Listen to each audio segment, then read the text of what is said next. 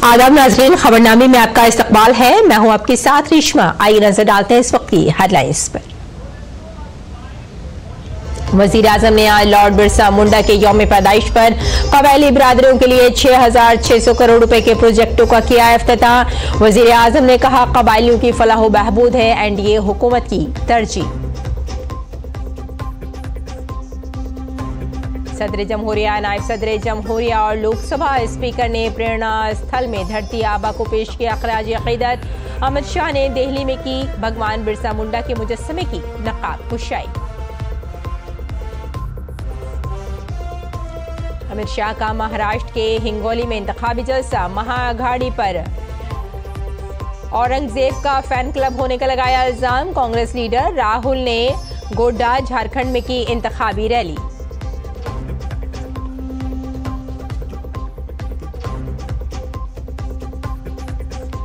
श्रीलंका के पार्लियामानी इंतखाबात में सदर दसानायके के इत्तेहाद को हासिल हुई 2/3 अक्सरियत। एसजेबी इत्तेहाद 40 नशिस्तों के साथ दूसरे नंबर पर।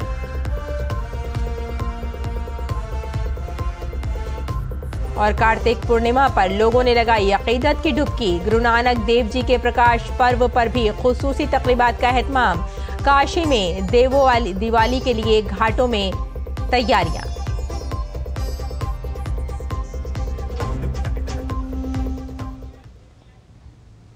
और आइए नाज़रीन, अब खबरों पर डालते हैं तफसील से नजर। वज़ीर आज़म नरेंद्र मोदी ने आज कबायली अफराद के यौम फ़ख्र पर मुनक़्क़िद प्रोग्राम में शिरकत की। उन्होंने जमुई बिहार में 6,600 करोड़ रुपए के मुख्तलिफ मनसूबों का इफ्तिताह किया और संग बुनियाद रखा। वज़ीर आज़म ने इस मौके पर कबायली अफराद के लिए पक्का घर और मुख्तलिफ सहूलतों की फरहमी की बात की। धरती आबा बिरसा मुंडा के इस भव्य स्मरण के बीच आज 6,000 करोड़ रुपए से अधिक की परियोजनाओं का शिलान्यास और लोकार्पण हुआ है। इनमें मेरे आदिवासी भाई बहनों के लिए करीब 1.5 लाख पक्के घरों के स्वीकृति पत्र है। आदिवासी बच्चों का भविष्य संवारने वाले स्कूल है, हॉस्टल है, आदिवासी महिलाओं के लिए स्वास्थ्य सुविधाएं हैं, आदिवासी क्षेत्रों को जोड़ने वाली सैकड़ों किलोमीटर की सड़कें हैं, आदिवासी संस्कृति को समर्पित म्यूजियम है, रिसर्च सेंटर है। आज 11,000 से अधिक आदिवासी परिवारों का अपने नए घर में देव दीपावली के दिन गृह प्रवेश भी हो रहा है। वज़ीर आज़म नरेंद्र मोदी ने भगवान बिरसा मुंडा के 150वें यौम पैदाइश की तकरीबात और कबायली फख्र के दिन के आगाज के मौके पर यादगारी सिक्का और डाक टिकट जारी किया। अपने खिताब में वज़ीर आज़म ने कहा कि कबायली अजला में बिरसा मुंडा ट्राइबल पर एंड पार्क्स बनाए जाएंगे, जिनमें 500 से 1000 दरख्त लगाए जाएंगे।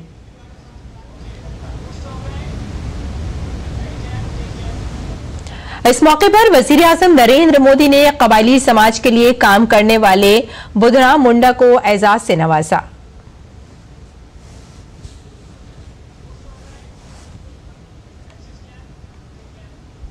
इससे कबल वज़ीर आज़म नरेंद्र मोदी जब पंडाल पहुंचे तो कबायली बिरादरी के लोगों ने उनका पुरतपाक इस्तकबाल किया। इस दौरान कबायली सकाफत की झलक भी देखने को मिली।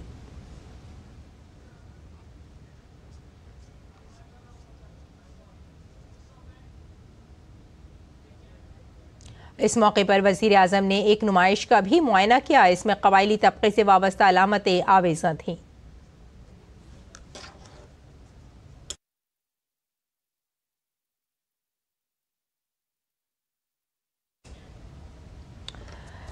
तो वज़ीर आज़म ने कबायली अफराद के यौम फ़ख्र प्रोग्राम में शिरकत की और कबायली अफराद का पक्का घर और उनकी सहूलतों की भी बात की। आगे बढ़ते हैं। वजीर आजम ने बिहार के जमुई में बिरसा मुंडा के 150वें यौम पैदाइश पर मुनक़िद कबायली यौम फ़ख्र के मौके पर शिरकत के दौरान उन्होंने जमुई के एकलव्य रेजिडेंशियल स्कूल के बच्चों की बनाई हुई तस्वीर की नुमाइश देखी। आदि हाट एग्जीबिशन में जो एकलव्य स्कूल के जो बच्चे हैं उनसे प्रधानमंत्री ने मुलाकात की और काफ़ी देर तक प्रधानमंत्री उन बच्चों के साथ बात भी करते रहे। किस तरह की बात प्रधानमंत्री ने की जब आपके पास प्रधानमंत्री आए, फोटो भी खिंचवाया, काफ़ी बात करी थी? उन लोगों ने हम लोगों का पेंटिंग देखा और विजिट भी किया यहाँ पर। क्या आप लोगों ने किस किस तरह की पेंटिंग बनाई है? ये अपने आप ही बनाई है, क्योंकि पीएम ने ये भी कहा था कि कितने दिन में बनाई है ये painting? Yes sir, actually sir ये एक नेशनल लेवल कंपटीशन था ना सर, जो कि नेशनल लेवल के लिए सेलेक्ट हुआ था हमारा। तो फिर उन्होंने कहा कि कितनी देर में बनाई है ये पेंटिंग, पर ये सर एक कंपटीशन था। तो सर ये 2-3 घंटे लगभग। मतलब एक ही दिन में बना लिया आप लोगों ने? हाँ सर, एक ही दिन में। अच्छा, काफ़ी देर बात भी करते रहे। क्या पीएम ने क्या पूछा था, क्या कह रहे थे आपसे? सर पूछ रहे थे कि हम कौन से स्टेट से बिलोंग करते हैं और हमारी पेंटिंग्स हमने कब बनाई और कैसे बनाई और कितना टाइम लगा। आपने देखा कि मतलब बड़ा कह सकते हैं कि बिरला ही समय होता है कि जब पीएम से मुलाकात होती है। पीएम आए, आपके पास आए, फ़ोटो खिंचवाया, आपको साथ में ले, आपसे बातचीत भी करी, तो कैसा लगा आप लोग? बहुत अच्छा है, बहुत अच्छा लगा, बहुत अच्छा। तो ये आपने देखा कि ये बच्चे हैं और जिस तरीके से प्रधानमंत्री यहाँ पहुँचे थे, प्रधानमंत्री ने इनसे मुलाकात भी की, काफ़ी सारी जो बातचीत है वो भी की और जाना किस तरह से ये बच्चे इस पेंटिंग को बना रहे हैं। आप देखें कि ये तमाम जो पेंटिंग है वो बच्चों ने बनाई है। कैमरामैन आशीष के साथ नीरज सिंह। और इसी असना में एक बच्चे ने वजीर आजम का खाका भी बनाया, जिसे वजीर आजम काफ़ी देर तक देखते रहे और बच्चे से पेंटिंग के बारे में बातचीत भी की। हमारे साथ खटीजक देव वर्मा हैं, जिन्होंने प्रधानमंत्री नरेंद्र मोदी की ये पेंटिंग बनाई है। प्रधानमंत्री जब यहाँ पहुँचे इस पेंटिंग को देखकर रुक गए और बच्चे से बात भी की। क्या प्रधानमंत्री बोल रहे थे जब आपने ये पेंटिंग बनाई थी? प्रधानमंत्री ने पहले ये देखते ही पूछा ये किसने बनाया, तो मैंने कहा कि मैंने बनाया और इसको बनाने में मुझे सिर्फ 1 ही घंटा मिला, 1 दिन में ही बना दिया। अच्छा, जब आप पेंटिंग बना रहे थे, प्रधानमंत्री की पेंटिंग बना रहे थे, तो क्या आपने सोचा था कि भाई मैं इस तरह की पेंटिंग बनाऊंगा या उस तरह की पेंटिंग बनाऊँ? क्या आपके आया था दिमाग में कि इस तरह की पेंटिंग बनाऊँ? मेरे दिमाग में यही आया कि मैं प्रधानमंत्री को अगर पेंटिंग देना चाहूँगा तो मैं उसका स्केच बना कर ही दूँगा, इसलिए मैंने स्केच किया है बिना कलर के। ये अच्छा, बिना कलर के ये स्केच से ये स्केच किया है बिना कलर के। प्रधानमंत्री जी के लिए आपसे मुलाकात करी, तो कैसा आपको फील हो रहा है अभी? बहुत अच्छा लगा और हम बहुत खुशी भी है क्योंकि प्रधानमंत्री से मिलने का चांस मिला। चलिए, धन्यवाद। तो ये आपने देखा कि इन्होंने प्रधानमंत्री नरेंद्र मोदी की स्केच से पेंटिंग बनाई थी। प्रधानमंत्री ने भी इस पेंटिंग को देखकर तारीफ भी की और इनसे बात भी की और ये बच्चे भी काफ़ी खुश हैं प्रधानमंत्री को अपने बीच में पाकर। कैमरामैन आशीष के साथ नीरज सिंह, डीडी न्यूज़, जमुई। और मरकजी वजीर दाखिला अमित शाह ने आज दिल्ली के सराय काले खां इंटर स्टैंड में एक स्टैंड के करीब वाक़े बंसेरा पार्क में कबायली फ़ख्र के दिन के मौके पर भगवान बिरसा मुंडा के अज़ीमुश्शान मुजस्समे की नक़ाब कुशाई भी की। इस दौरान वजीर दाखिला ने कहा कि मुल्क लॉर्ड बिरसा मुंडा का शुक्रगुजार है और उनकी आज़ादी और तब्दीली मजहब के खिलाफ तहरीक के लिए भी उनका मक़रूज़ रहेगा। उन्होंने ये भी कहा कि कबायली समाज के लिए कांग्रेस का आखिरी बजट 28,000 करोड़ रुपए था, जबकि मोदी हुकूमत के आने के बाद ये बजट 1,33,000 करोड़ रुपए हो गया है। जनजातीय गौरव के लिए नरेंद्र मोदी सरकार ने ढेर सारे काम। 75 साल की आजादी में पहली बार किसी आदिवासी को राष्ट्रपति बनने का मौका नरेंद्र मोदी सरकार ने। कांग्रेस सरकार का अंतिम बजट, इसमें जनजातियों के विकास के लिए 28,000 करोड़ था। मोदी जी के अंतिम बजट 24-25 में 28,000 करोड़ की जगह 1,33,000 करोड़ रुपया आदिवासी विकास के लिए। इसके साथ ही सराय काले खां चौराहे का नाम अब बिरसा मुंडा चौराहा रखा जाएगा।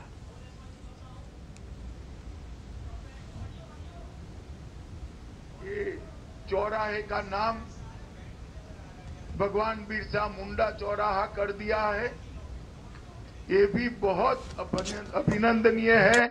मैं मनोहर जी को बहुत बहुत साधुवाद देता हूं। और जो भव्य मूर्ति आज यहां बांसेरा के शुरुआत में दरवाजे पर लगाई गई है, वो मूर्ति कई सालों तक भगवान बिरसा मुंडा का संदेश हमें याद दिलाएगी।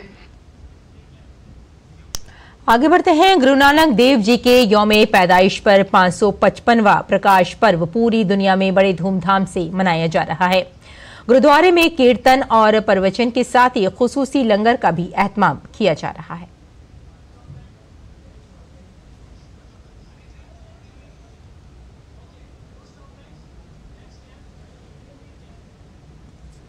झारखंड असेंबली इंतखाबात में बांग्लादेशी दरअंदाजों का मामला सुर्खियों में रहा। वजीर आला हेमंत सोरेन के असेंबली हल्का बरहट में भी दरअंदाजों को पनाह देने का मामला सामने आया है।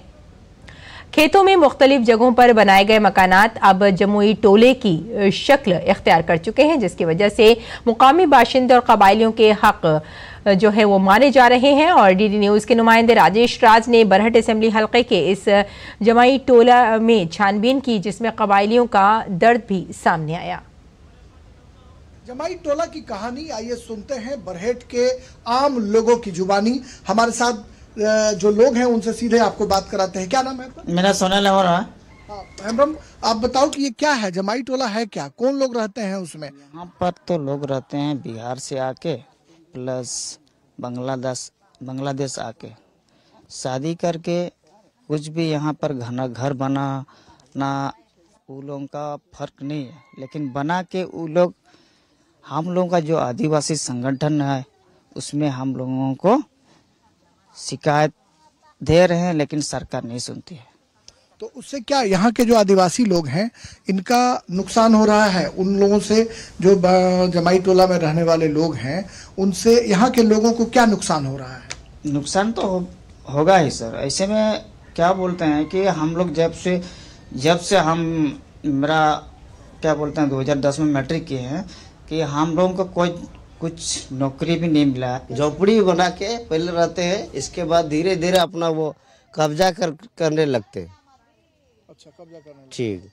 और क्या बोलते हैं, कब्जा करने के बाद किसी मतलब गैर आदमी से संबंध रखते हैं, फिर अपना जमाई रह के यहाँ का आदमी सबको कुछ भी नहीं हो पा रहा है, हम लोग को सता रहा है। फिर वही लोग अपना जो है जनसंख्या वृद्धि करते हैं।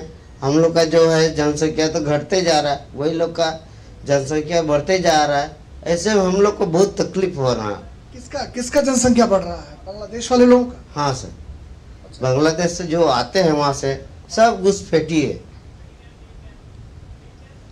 बीजेपी ने झारखंड की बरहट सीट से हेमंत सोरेन के खिलाफ गमल्याल हेम्ब्रोम को मैदान में उतारा है। इस दौरान डीडी न्यूज के नुमाइंदे राजेश राज ने हेम्ब्रोम से मुलाकात की।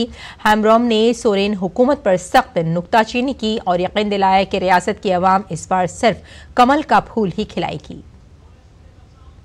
यह जो विधानसभा क्षेत्र है यह किसी परिचय का मोहताज नहीं है। यहाँ से झारखंड के मुख्यमंत्री हेमंत सोरेन तीसरी बार किस्मत आजमा रहे हैं, तो वहीं उन्हें कड़ी टक्कर मिल रही है भारतीय जनता पार्टी के प्रत्याशी गमल्याल हेम्ब्रोम से, जो अभी हमारे साथ बातचीत के लिए मौजूद हैं। झारखंड के बरहेट से ही नहीं, पूरे झारखंड के 81 विधानसभा के मुखिया भी रहे, और उस मुखिया के कार्यकाल में आप यहाँ जो बरहेट प्रखंड के तलवड़िया पंचायत के अंतिम गांव पाडेर बथान गांव में आप देख सकते हैं कि विकास का पैमाना क्या है, यहाँ सड़क की दुर्दशाएं क्या है, यहाँ पेयजल का व्यवस्था क्या है। तो इससे आप आकलन कर सकते हैं कि इस बार जनता बदलाव के मूड में है और जनता निश्चित रूप से इस बार जागरूक है और बदलाव करेगी। हेमंत सोरेन की विदाई होगी, कमल खिलेगा बरहेट विधानसभा क्षेत्र से।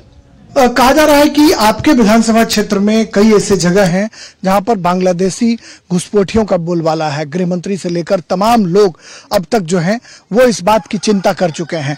कैसे देखते हैं, कितना मानते हैं? ये विषय बहुत गंभीर विषय होने के कारण, पूरे भारत के सुरक्षा से संबंधित विषय होने के कारण मैं आग्रह करूंगा सभी राजनीतिक दलों से, सामाजिक दलों से कि ये दलगत राजनीति से ऊपर उठ करके प्रदेश और केंद्र की राजनीति के सभी दलों को इस पर विशेष चिंतन मनन करने की आवश्यकता है। गामलियल हेम्ब्रम जो भारतीय जनता पार्टी के प्रत्याशी हैं, हेमंत सोरेन के खिलाफ मजबूती से चुनाव मैदान में डटे हैं और हमने देखा कि आदिवासी समाज के जो लोग हैं वो इनका अभिनंदन कर रहे हैं, स्वागत कर रहे हैं और एक मजबूत दावेदारी पेश करने की कोशिश की जा रही है। हम अपने कैमरामैन संदीप मूर्ति के साथ बरहेट से राजेश राज, डीडी न्यूज के लिए।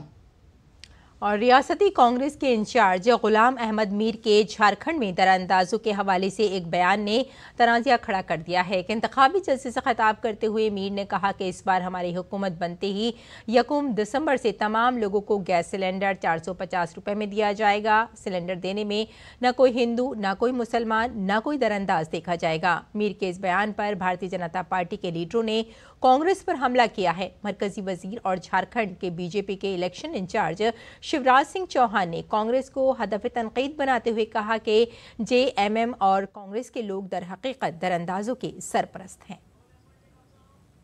कांग्रेस की नेता सोनिया गांधी, राहुल गांधी और खड़गे जी से जवाब चाहता हूं। जवाब दें सोनिया जी, क्या वो अपने नेता गुलाम अहमद मीर से सहमत है कि 450 रुपया में घुसपैठियों को गैस सिलेंडर देंगे? क्या कांग्रेस और इंडी गठबंधन ने वोट के बदले अवैध घुसपैठियों के साथ कोई सौदेबाजी की है? जेएमएम जवाब दे, कांग्रेस जवाब दे। मैं जवाब चाहता हूं, झारखंड की जनता जवाब चाहती है। महाराष्ट्र के नायब वजीर आला देवेंद्र फडणवीस ने शिवसेना, उद्धव ठाकरे और उनके तमाम इत्तेहादियों को बाला साहेब ठाकरे के हवाले से कटहरे में खड़ा कर दिया है। राहुल गांधी बाला साहेब ठाकरे को हिंदू हृदय सम्राट बाल ठाकरे कहकर मुखातिब करेंगे या नहीं के सवाल या जवाब देते हुए देवेंद्र फडणवीस ने कहा कि जब हुकूमत बाला साहेब ठाकरे को वाज़ेह तौर पर हिंदू हृदय सम्राट कहती है तो उद्धव ठाकरे की इत्तेहादी कांग्रेस पार्टी को कहने में क्या परेशानी है। उन्होंने कहा कि राहुल गांधी को तो छोड़ दें, उद्धव ठाकरे की शिवसेना ने भी बाला साहेब ठाकरे को हिंदू हृदय सम्राट कहना बंद कर दिया है। जब सरकार हिंदू हृदय सम्राट बाला साहेब ठाकरे नाम देती है तो उद्धव जी के साथी कांग्रेस वाले क्यों घबराते हैं बोलने में? क्या उनको डर है? क्यों शर्म आती है? क्यों शर्माते? अरे थे हिंदू हृदय सम्राट, थे, उनको ये पदवी मिली थी। मुझे बताइए कि लोकमान्य तिलक का नाम लोकमान्य नहीं था, लोगों ने पदवी दी थी इसलिए लोकमान्य बने वो। इसी प्रकार से ये हिंदू हृदय सम्राट थे। आजकल तो शहजादों को छोड़ दीजिए, राहुल जी को छोड़ दीजिए, स्वयं उद्धव ठाकरे जी की शिवसेना भी शिवसेना प्रमुख बाला साहेब ठाकरे बोलने लगी। उन्होंने भी हिंदू हृदय सम्राट बोलना छोड़ दिया। तो मुझे लगता है कि जब वो नहीं कहते तो शहजादे का तो कहने का सवाल ही नहीं उठता। महाराष्ट्र के नायब वजीर आला ने अपोजिशन महाविकास अघाड़ी पर उलमा के तलवे चाटने का इल्जाम लगाया है। उन्होंने कहा कि उलमा बोर्ड के 17 मुतालबात जिनको महाविकास अघाड़ी ने कबूल किया है, 2012 से 2024 के फसादात के दौरान महाराष्ट्र मुस्लिम कम्युनिटी के लोगों के खिलाफ दर्ज मुकदमात को वापस लेने का मुतालबा किया गया है। इस मुतालबे को तस्लीम करने पर उन्होंने अपोजिशन से सवाल किया कि ये कैसी सियासत है। जिस प्रकार की परिस्थिति लोकसभा के बाद तैयार हुई, अब जो डर हमको था ये वापस महाविकास आघाड़ी तलवे चाटने का की राजनीति कर रही है। मैं उदाहरण आपको बताना चाहता हूं। अभी उलेमा काउंसिल ने उनको समर्थन घोषित किया, 17 मांगे उन्होंने रखी थी। इन्होंने बकायदा पत्र दिया है कि ये 17 मांगे हम मंजूर करते हैं। मुझे उसमें आपत्ति नहीं है अगर कोई मांगे रखता है, कोई मंजूर। मांगे कौन सी है? मैं एक मांग आपको बताता हूं। उसमें से एक मांग उसमें से है 2012 से 2024 तक महाराष्ट्र में जो दंगे हुए, उन दंगों में जिन मुस्लिम समुदाय के लोगों पर केसेस हुई है वो सारी केसेस खारिज की जाएगी, वापस ले ली जाएगी। अब मैं सवाल पूछना चाहता हूं कि ये कौन सी राजनीति चल रही है? और बीजेपी आईटी सेल के इंचार्ज अमित मालविया ने जामिया मिलिया इस्लामिया में गैर मुस्लिम तलबा, असातिज़ा और मुलाजमीन के इस्तेसाल के मामले पर तश्कील दी गई फैक्ट फाइंडिंग कमेटी की रिपोर्ट पर एक्स पर अपनी पोस्ट में लिखा है कि ये इंतहाई चौंकाने वाली बात है। टैक्स दहिंदान के पैसे से चलने वाले नाम नेहाद अक़लियती इदारों को गैर मुस्लिमों के साथ इम्तियाजी सलूक के लिए इस्तेमाल किया जा रहा है, जो मुकम्मल तौर पर नाकाबिल कबूल है। अब वक्त आ गया है कि ऐसे तमाम इदारों में एडमिशन और फैकल्टी दोनों में SC, ST और OBC के लिए आइनी तौर पर लाजमी रिजर्वेशन नाफिज किया जाए। मौजूदा हालात में टैक्स दहिंदान का पैसा मुसलमानों को मजीद पसमानदा करने के लिए इस्तेमाल किया जा रहा है। इन इदारों को जहां बेहतरीन अफकार और नजरियात को परवान चढ़ाने का मरकज होना चाहिए था, वो महज शानदार मदरसों में तब्दील हो गया है।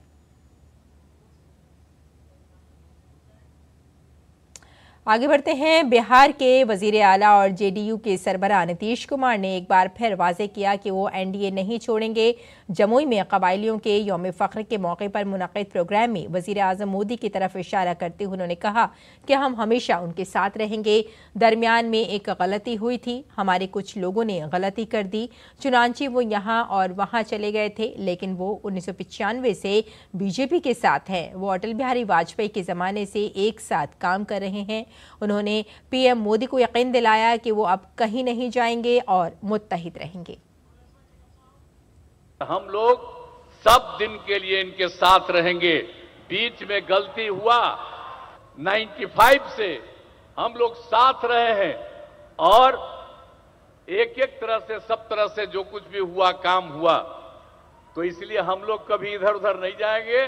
हम लोग पूरे तौर पर इनके साथ रहेंगे और ये पूरे देश का भी काम कर रहे हैं और बिहार के लिए भी इन्होंने काफी कुछ किया है।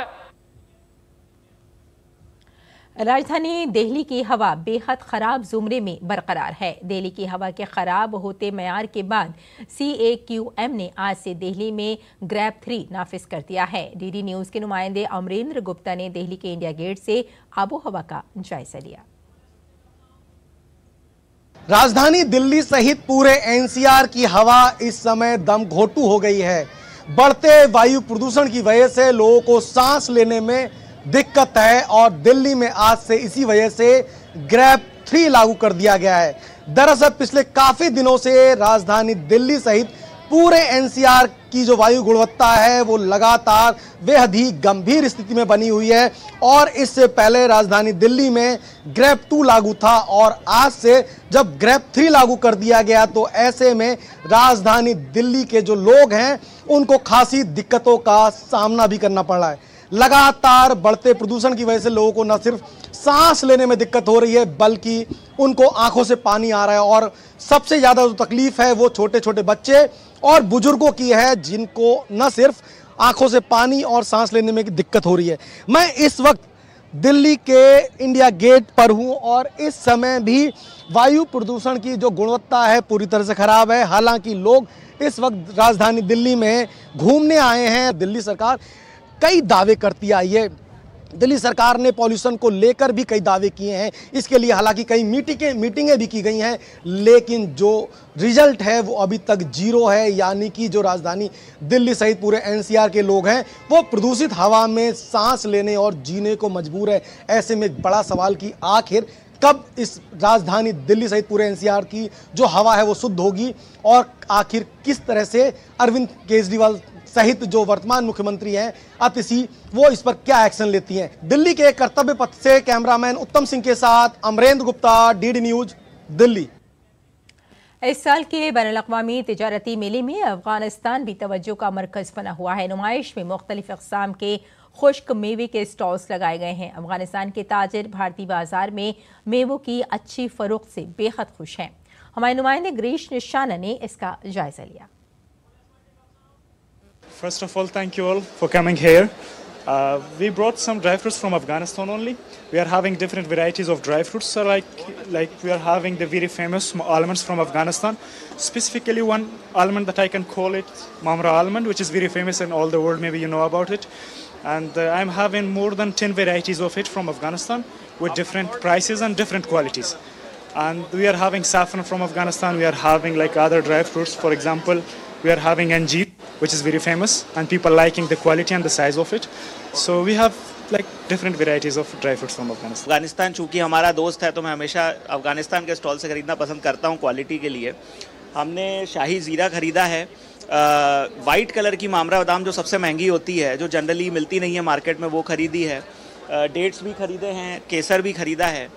तो मैं बहुत संतुष्ट हूँ और क्वालिटी बहुत ही अच्छी है। और श्रीलंका के पार्लिमानी इंतखाबात में सदर दिसानायके के इत्तेहाद को 2/3 अक्सरियत हासिल हुई है। एसजेबी इत्तेहाद 40 नशिस्तों के साथ दूसरे नंबर पर है। श्रीलंका में पार्लिमानी इंतखाबात के लिए वोटों की गिनती आज सुबह 7 बजे शुरू हो गई थी। आज कौमी फहरिस्त से 196 नुमाइंदों और 29 नुमाइंदों का इंतखाब किया गया और नई 10वीं पार्लियामेंट के लिए 225 नुमाइंदों का इंतखाब हुआ है। वहां इस बार 17 मिलियन से ज्यादा वोटर्स थे। तो नाज़रीन, खबरनामे में फिलहाल इतना ही। इजाजत दें, आदाब।